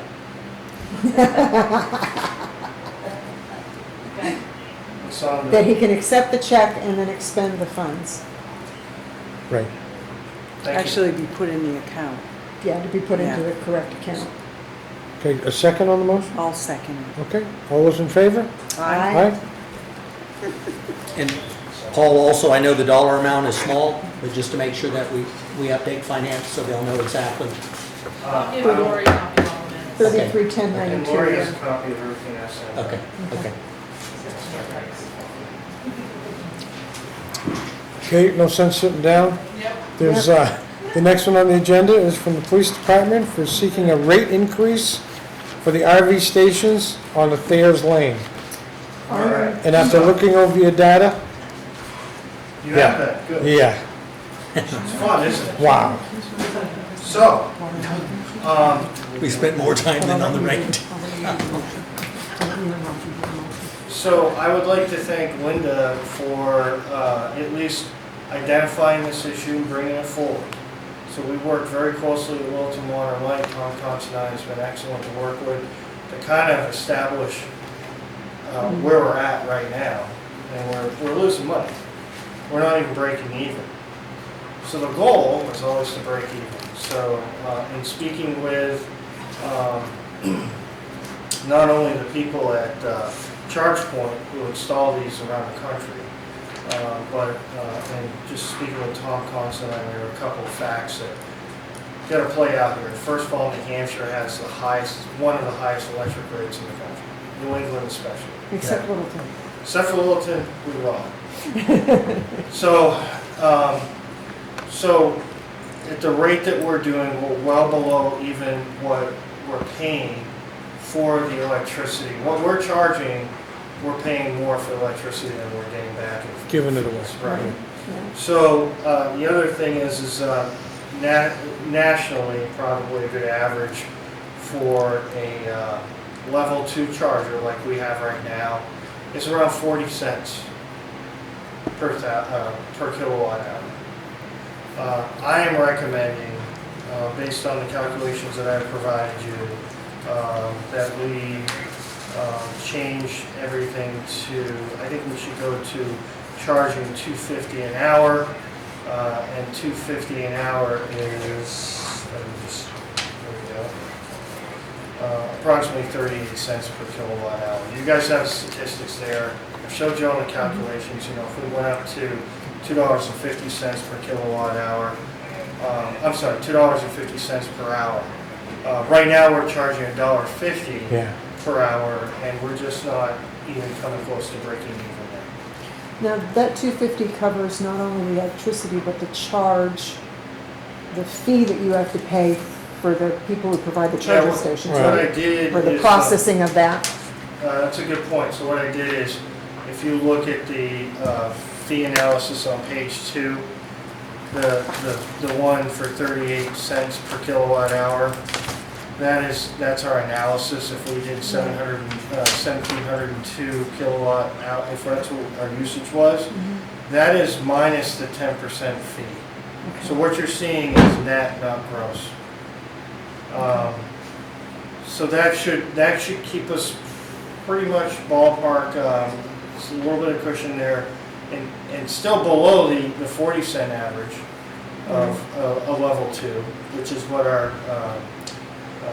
people were telling us from ChargePoint, like we should be around 40, but we know at 38 cents, we can certainly maintain enough of a revenue to pay for the fees and everything else at that particular location. So simplified, the fees covered. Yeah. My main concern when I brought this up was that the taxpayer does not fund these EV units that are around town, that they need to be able to fund themselves. So With this one of rate the increase, things that's got to be factored into it is the loss of a parking place, a metered parking place. It's not metered. it's not Also. metered. No, but it would be if the EV No. stations weren't there. No, No? no, there's the EV station behind the bank. The only Yeah. EV station we That's- have is currently, I'm sorry. Is it the one behind the bank? That is the only one that's on Thayer And then there's Lane. another one that's gonna be up on Hillview Terrace at some There will be one point. in lot D at Hillview Terrace, and those are non-metered lots. It's a non-metered parking space. Okay. Right, So we're not losing revenues, and it's a service that we provide. right. Yeah. To be honest with you, I was kind of told, here, chief, you have parking, so you're in charge of this. I think it's a great service for our community. We also anticipate the one in Lot D and possibly Lot A as well, which is across the river. Right. And with all this research that we've done, we have a better understanding where these rates are sitting at and what's best to charge. Right. So my request is that you as a board change the rate from $1.50 to $2.50 based on the analysis that I provided you. But wait, there's more. After the BOS sheet was sent out, then ChargePoint said, you're not charging enough for when somebody finishes and they leave their vehicle plugged in. Ah, So, our current overtime rate, by the way, if you're on Main Street and you don't pay your meter, you get a $10 ticket. I'll throw that out. So, it plays in. So right now, if you're done, we will charge you after the first 30 minutes. You get charged $1.50 per hour until you go out and you unplug. What we are requesting is an increase to $2.50 to match the $2.50 per hour. Right. But after 4 hours, if you don't unplug, you then are charged a $10 fee per hour after that. And I will tell you, just if you don't know anything about It's to turn over the spot for other turn over the people. spot, but if you don't know anything about EV vehicles, most of the individuals get a notification on their phone, and within 5 minutes at a commercial location, they start getting charged that extra rate Right. after per hour. We give them a 30-minute buffer. We don't give them a 5-minute, we give them a 30-minute buffer. And so my recommendation is that we change that rate to $2.50, and then after 4 hours, they get charged $10 per hour. Okay? Max of 4 hours. We wouldn't exceed the 4 hours even. That's $40. After that, that's a pretty big fine. So. And that kind of goes into your idea, the fact then that if they're tying up a parking spot, they're incentivized to get out of there. absolutely. Yeah. Right. So valid point. Incentive, Roger. yeah. Right. Valid point. So if you need some help, the first resolution would be to increase our EV station per hour cost from $1.50 to $2.50. Okay. So I'll make that motion. Yeah, you second it. I'll second it. All those in favor? Aye. My second request would be to change the charge from $1.50 per hour after an individual finishes the session after the 30 minutes, from $1.50 to $2.50. So I'll make that motion. I'll second it. All those in favor? Aye. I'm also requesting that after 4 hours, an individual then receives an overtime fee of $10 per hour for staying plugged in that length of time. Okay, and so on that part of it, at the end of 4 hours, you just stop charging them, they can sit there another 3? And then they Or get do you charged tow it? $10 an hour. And then it goes up to $10 per hour. Right. You gotta remember, these individuals are being notified. They Right. know that they have to disconnect. So I guess what I'm saying is, so it goes up to $10 an hour, but did you say you're gonna put a limit for 4 hours? I misspoke. It's after 4 hours at $2.50 each hour. I'm requesting that it go up to $10 per Oh, hour. let them sit there, okay, perfect, Okay. yeah. Yeah. And with a level 2 charging station, it's not the fast, because I know there's one, somebody could plug in and be fully charged within a short period of time, but our level 2 is the slower It's charge. not the slowest, No. but it's not as fast as a level 3. Okay. The one at home is the slowest that could take like an overnight. Yes, okay. Doug has done some research. The one that may go into So, the Mhm. Lot D Yeah. is somewhere in between level 2 and level 3. So, But it's a faster charger. And we may come back with a higher rate on that Yeah, because of if it that. costs us more per kilowatt hour, Right. like these are about 6 per kilowatt hour is what we're using. Right. It may be different on that one. I may have to come back. If it's the same per Yeah. kilowatt hour, then I don't think I'm gonna come in and ask. We just gotta cover our costs. Yeah. So I'm looking for a motion for, The $10 after 4. I'll make that motion. I'll second it. All those in favor? Aye. Aye. Did we do one from 150 to 250? Yeah. You Yes. did the 150 to Yes, you did all 250 and three. then 250 from 1 hour to 2 hours, 4 hours. This was so much fun. I really appreciate you guys charging me with this. Let me see what you're on the agenda for next. Thank you, that's all I have. No, he's off the No. hook now. Public Works, okay, good. Thank you, Chief. Next on the agenda, Public Works Department. Oh, man. Chief Smith has also been involved in the discussions on this one, being part of the safety committee. But you'll see the picture, I guess, tells the whole story. Yeah. Yeah, You'll see 4 cars parked left in the curb. and this is restricting street parking on Beacon Street. Correct. Right. Yeah, I'm requesting that the board consider restricting Beacon Street parking on Beacon Street. Chief Smith has been involved with this, Jim has been involved with being part of the safety committee. It's been a topic that's been discussed. We had a budding property owner bring up this issue and submitted a request to the committee to consider this. So this would be year-round restriction. The highway department would go out and make an appropriate determination, working with Chief Smith as to where to put the signs. We're proposing both sides of the road. And the limits of the restriction would be from the bridge abutment. We typically don't put no parking signs through across the whole bridge, but we'd like to start just past the bridge all the way up to the rail trail right away. So you're not going up to Highland Avenue? We are not, but I did put that in there as a possible future consideration, if the board would grant staff the option to evaluate. We've not had any issue in that section going up to Highland Ave. There are homes, there's at least one home in there that does do some street parking because they don't have a garage. So we just want to focus on the area where we currently have a problem. But if the board is okay with that, we'd like to ask for the option to possibly extend that, depending on, because the Rail Trail Village is not developed out yet. It's still in its initial stages, so we don't know what the future holds for the situation on parking on the street.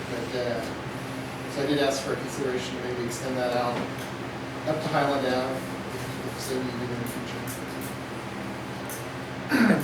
And I can tell you as a resident, and I've talked with the owners, they're in favor of this because of the fact that vehicles are actually blocking an entire lane, and then you have the gas trucks from the LP company coming down. And now that they've opened the southern lot, there are already signs up encouraging folks for the retail establishments. If their lot, dedicated lot is full, then park down. And they've even taken the initiative on going further up Beacon on the left-hand side where they normally had the dumpster receptacles for the tenants. They've actually not paved it, but gravelled it Surfaced it, and serviced that. So now employees from some of the entities are parking in there, which even opened up more spots in the retail area. But the traffic was blocking the lane, and also in some instances it was right on their grass area, and so they wanted to get that protected. So they're not opposed to this. Good. And so, we need a motion. So you're looking for a motion to restrict street parking year-round with appropriate signage between the river bridge and the rail trail on Beacon Street, Both sides of the road. on both sides of the road. With the option in the future to extend that, or do you want to just end it with that? We can leave it at that. If you guys want to come back, we can address We it. can come back to it. We could always come back if Yeah. there's a Alright, problem. so, yeah. Yeah. Okay, so I will make that motion. Okay, I'll second it. and a second from Carrie. All those in favor? Aye. Aye. And I'm assuming that the chief, you'll be monitoring, you guys will be watching that? We are gonna come down like a iron fist. I think what we're gonna do, Bring the dogs. The ones that aren't licensed. this has certainly been, I'm just trying to like, this has certainly been an issue, a public safety issue, especially for the Yeah. gas company in the winter when we have encroachment and snow Yeah. banks. Public Works does a phenomenal job keeping our roads open, but they can't be everywhere all the time. And there's been some illegal traffic movements as well, people parking left wheel curves, so thank you for the support there. But to answer your question directly, I intend to, just like we did Oak Hill Ave, we'll start it soft. We'll throw out Educate. some of our electronic signs, say no parking either side of the road. Yeah. We'll do that for like 2 weeks, maybe issue some warnings, and after 2 weeks, we'll start doing the full. If you feel that's fair. Yes. Yeah. Yes, absolutely. You know, I was thinking too, the owners, Jim and Angel Ann, and, I mean, Oh, Linkwell. this is kind of cool though, because they're busy. Yeah. They're busy. It's a good problem. It is a good problem, but then it creates another challenge. yeah. But have they been made informed, I mean, they must be aware. We've discussed this with them. Yeah, okay. And Fresh is down there now too. They're Just on, way up. Yeah, other yeah, side. Oh, they're on the other side? But that's why I saw a new sign right at the inkwell Yeah. Yeah. indicating overflow parking Parking. is at the lower lot. So they're definitely Good. being active on this also. Good. Good. Okay, next on the agenda, July budget update. Yes, Chairman, Vice Chair, and Council. As of July 31st, 2023, we're running at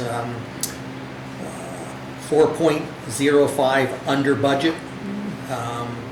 And I've just highlighted again the three areas, and I think we've addressed these.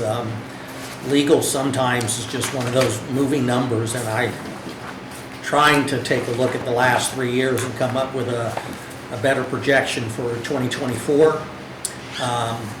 Street lighting is again on me. We budgeted it at about a 37% increase, and I think we had a 50. I have talked with Little Water and Light, and there is no rate increase for 2024. So we'll able to use these numbers and better adjust that line item for 2024. And again, I can't tell you the volume that we're seeing in welfare. I mean, it's a a constant stream, and I'm working with SEAL, and we've gotten tough. I mean, in the sense that we're getting a lot of folks that will say they moved here from somewhere else, and it's like, I'm sorry, that's, you know, I need a residence, I need some identification in terms of there. And we're also trying to focus a little more on, instead of paying 4 and 5 months back rent, talking with people that, do you need help in next month? So that we're helping them stay in there going forward, not turning around and paying money back that isn't helping them extend. So we're doing everything that we can, but it is just a volume that Vicki knows. I mean, it's daily. So how much left on the budget for welfare? We're out yet, are we? 29%. So it should be at 41.71 of the budget. So they only have 29% left, 29.37 left. So they're almost, not quite half, but yeah, it's significant. So is there And we did lower that number this year, and I mean, in the sense, because there had been ARPA money out there, and we had a lot of assistance with TRICAP, and that's where the biggest hit has come, is TRICAP. Bailed, Yeah, out of money. out of money, and so, Well, they were paying rent for 18 months, yeah, 18 months. yeah. And then it stopped. Yeah, and we've gotten individuals, and this is what's kind of frustrating, and I know we've got to be careful in this, but who had their rent paid for 18 months and then come to us and expecting us to continue paying. And so it's like, somewhere, where's your skin in the game? And I don't mean to be rude, but it's like, the system's not designed for governmental entities just to continue to do there. So we're following the law, but we're being very, very adamant about resident versus non-resident, Littleton resident versus non-resident. So someone shows up and says, hey, we just moved here from XYZ. Well, then you need to talk to your friends and family and whoever encouraged you to come here, but we can't step in on that basis. So I was thinking too, it may be worth it to have a conversation too with Keith Anderson. He owns the sober houses here in Littleton. And he brings, which they do a phenomenal job. So they have, he goes to the southern part of New Hampshire and actually recruits the guys up here that are kind of in transition. So he brings them, they come to the sober house, they pay him, or the state pays him, but it's a no tolerance program. So if they do violate either drugs or alcohol, they're out. Now, I've heard, and I would have to look at the statistics, I've heard that they come to the town office to get assistance. My thought is, if we could talk with Keith and maybe come up with, if he brought him up from, let's say, Manchester, he would provide a bus ticket back to New Hampshire. Back to Manchester. Yeah. So I'm thinking maybe discussions like that, getting him involved. We'll definitely reach out and see, because I goes down to the definition of what becomes a resident. And so if we're bringing somebody in for this particular service, and then they violate the rules of that service, why should that fall right back on the taxpayer of Littleton? I understand. Right, and I'm not saying that this is all of it either. No, It's no, not. yeah. But It could be a percentage. I think so. Yeah, okay. I think Yeah. so, and it would be good, maybe he could come in, share with us what he does do, how the process happens, and do you? Is it okay if I reach out and make that Yeah. contact? Okay. Yeah, definitely, that would Okay. be awesome. Will do. Yeah. Perfect. But we are tracking, and granted, we've got August, September, October, November, December to go.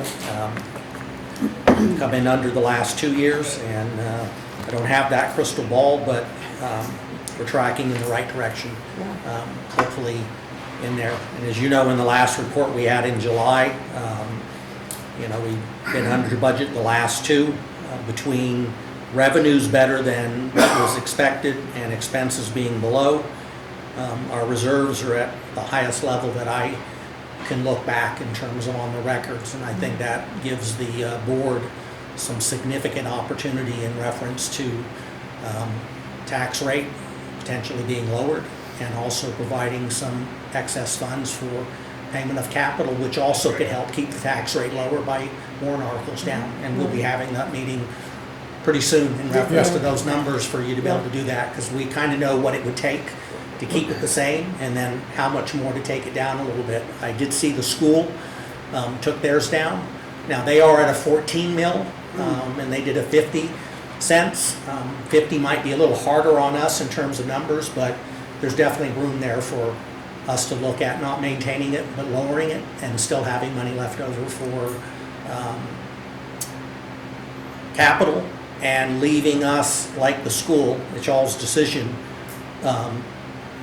minimum of 5%, which is what the state recommendation is, or a little more. But we can do this all with kind of in the same grounds of what we've seen. So we can't control the state or the county, but if the school went down and we go down, you know, coming out of a 2 years when we held it the same, and with inflation that's been in there, you guys would have done a pretty good job in reference to your taxpayers, in reference to how you manage the funds. And when people say the reserves are up, I look at those as that when you buy the tax rate down or you buy capital equipment, you're returning that money to them because you're taking care of expenses that would have added to their taxes. I mean, I know some people say send us a check, but there's, I mean, maybe the government side of me says that's how we lower it, but if the end of the day your tax rate is lower in 2024 than it was in 23, and you don't have to vote on as many warrant articles, I think we've done a good job. Well, and these last 2 years have been an anomaly anyways. Look at all the ARPA money Yes, that's come in, all the COVID money.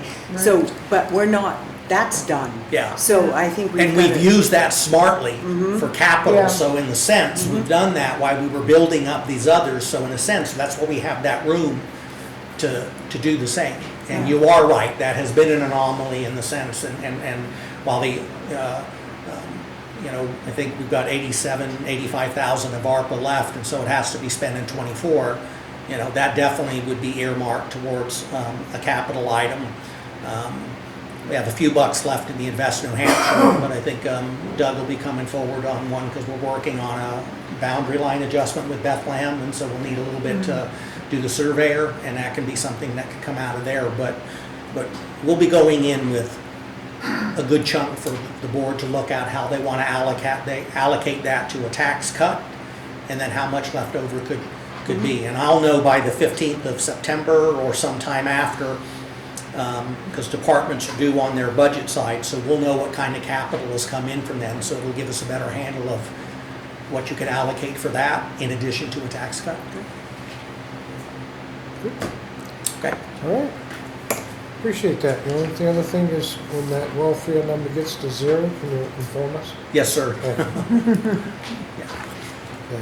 I mean, we do have a state statute that ties our hands, but I mean, you're going to be updated every month, you know, coming in, okay? Yeah. And I know our talk, and so. Okay. Thank you. All right. Board of Selectmen topics. Linda has one? Yeah, I wanted to talk about the public restrooms. Carrie had mentioned, you know, none of us like to put groups together, but I think it might be time to invite some of the Main Street businesses that'll be benefiting from the restrooms, invite the community house to sit down and have a discussion of if the community house has applied for grant money to upgrade the annex or get the annex, you know, so that could provide public restrooms possibly.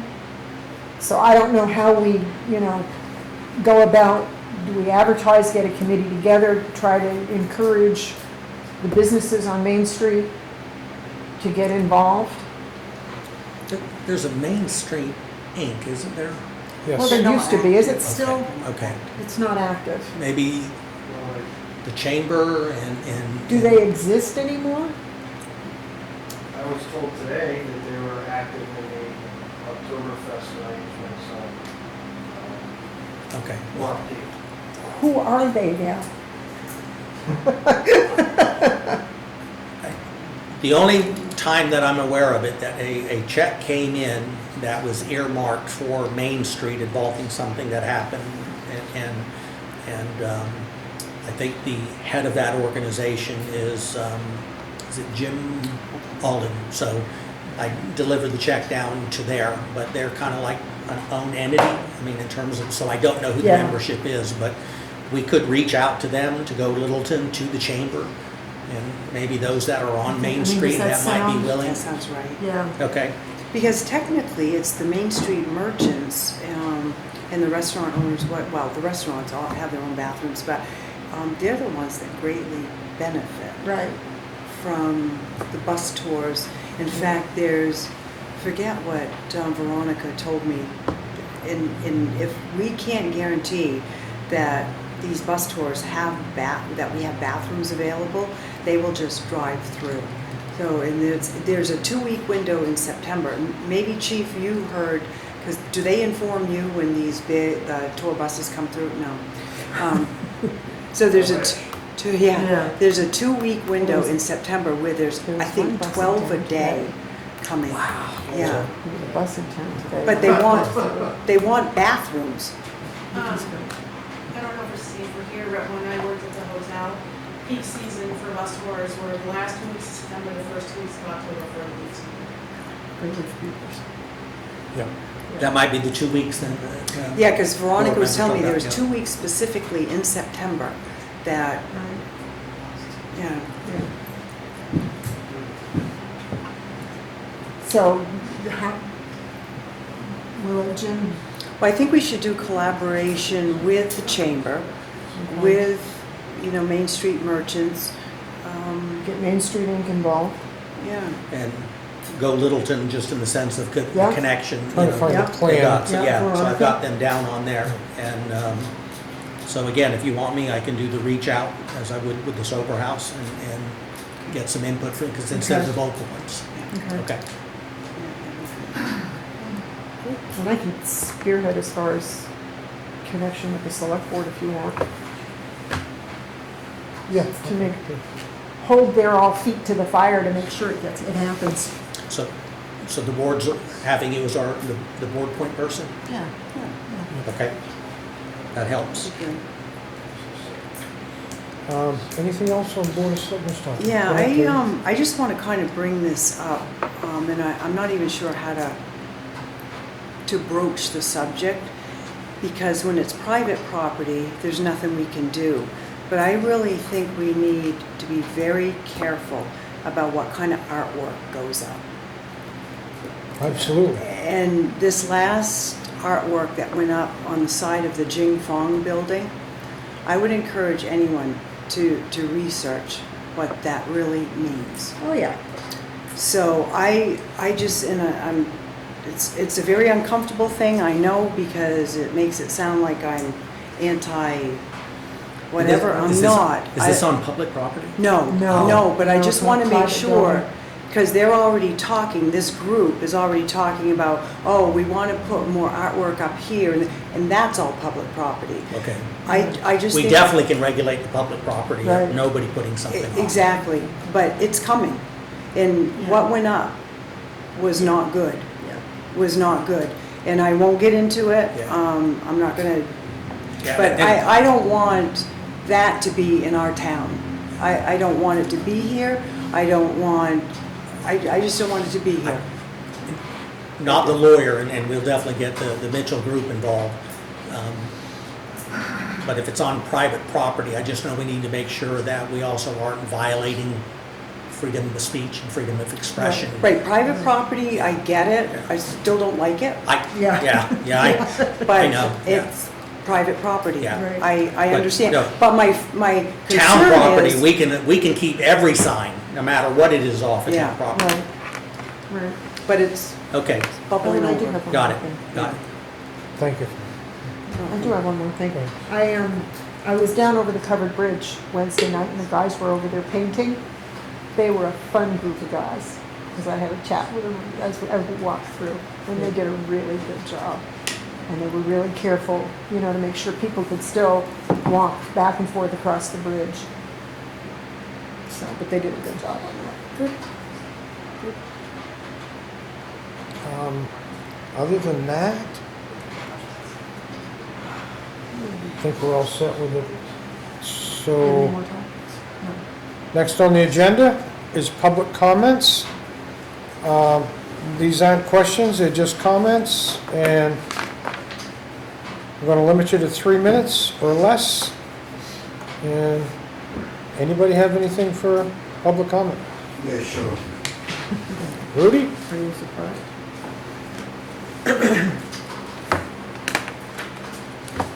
Okay. Just, I want to advise you guys that at the end of the month, we're gonna have a meeting at the Opera House. An open forum. Open forum is for all the business, all the taxpayers. It's the end of the month. That's the name. If you guys think that Littleton, this time be run nice and smooth, I would, encourage you, at least one or two guys to come to the Opera House. Like that you can start to understand all the problems that we have in Littleton. With a lot of problems over here. Seems like you guys don't know nothing about. That's why I come to the meeting, to see if you guys talk. One thing that I want to ask you guys, did you look around how many graffiti we got in town? You know the graffiti? Spray with the... Do you guys see it? Did you see it? Oh, you guys saw? See it. Oh, okay, all right, that's good. I like it. What are you gonna do about it? No, I'm not talking with the chief, I'm talking with the chief. The police are the ones that have to take care of that, we can't. Oh, you can't? Oh, okay. We can't do All right. anything about Okay. graffiti. Okay. Rudy, what we do, if it's facing public property, some It is a towns- problem. Yeah, no, then we work with either Parks or Rec or DPW, depending upon where that is, and ask them to go out and clean, paint, and do what we can to get that cleared Yeah, up. that's, It's a constant- I've been living with you for 20 years, okay? I've never seen it, so It's a constant battle, and sometimes you do it's a see kind that. of, If you see something, me, it's not my job. but you can let me know, and so I can make sure, because sometimes more eyes helps all of us. And, but the main thing is, if you guys start to realize what's going on in town.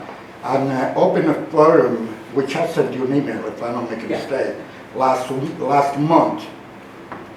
And I don't say that to put you guys down. It was no one person that talked good about the settlement. Did I send you the email? Everybody complained. There are no seniors on the cell phone. Oh, the rent on a house, it went up like, I know you guys cannot do much, but I'm just to tell you, everybody complain about it, you know what I mean? When they go for the welfare, they start to ask me questions and stuff like that, which I read up on in-depth New Hampshire, which is, it's a magazine that comes to you email that in Littleton, one thing that you guys know, who's in charge of welfare? I don't even know who's in charge of welfare. Welfare up in some other town, it goes with, not just welfare, it goes with the job, to look for the job, you know what I mean? Like whoever is in charge of welfare, he put a board together. If the guy not go look for at least 5 jobs, he doesn't deserve welfare. And the welfare up here is about $375,000. And I don't want to hear that the state pays, we pay. Taxpayer, we pay, It's got a lot of stuff that I'm just to try to, open your mind, what's going on in town. Because, I don't think so you 3 guys are really strong enough to take care of what the hell is going on in town. I don't believe it. Not just me. A lot of people don't believe that. You guys are kind of, just a salesman because people voted for you because, maybe you did the free breaks, maybe she's a senator, maybe she's, whatever. Otherwise. I know whatever now. Well, right now, Paul, you have you know. I just wanted to respond real quick. As far as the tagging, which is separate, graffiti's art, tagging's a little bit different. There have been some signs, municipal signs that have been tagged, but with the help of some people from the public who've identified the offenders, we're working with the offenders, and the signs will slowly be coming down, cleaned, and then put back up. So it's kind of it's a slow process, but we're trying to get the signs that were tagged fixed. And also, if you see something, you got to say something. And that's, if you go up and down Main Street, we have that signage out there, it's out there for a reason. You can't tell us about it 2 weeks after it happens, we need to know right when you see it. And that timeliness on those reports are very important. So, Thank you. Anybody else? Chad? I'm remiss because I was supposed to send the town manager this message today, but we did receive, I got a message from the state that said it's with great pleasure the New Hampshire Fire and Emergency Medical Services Committee of Merit has chosen your department to receive an award at our 30th annual Fire and Emergency Services Award and Recognition Program. So they don't tell you what the award is or who it's for, but it says the entire department is invited, so it's some sort of department-wide award or recognition from the Committee of Merit. So we're pretty excited about that, and we'll be down there on September 17th to learn a little bit more. Congratulations. Yeah. Chad, if you send that out to me, I'll get that to the board. Okay. I guess I'm looking for a motion. Make a motion that we end the regular meeting and go into non-public. I'll second that. All those in favor? Aye. Aye.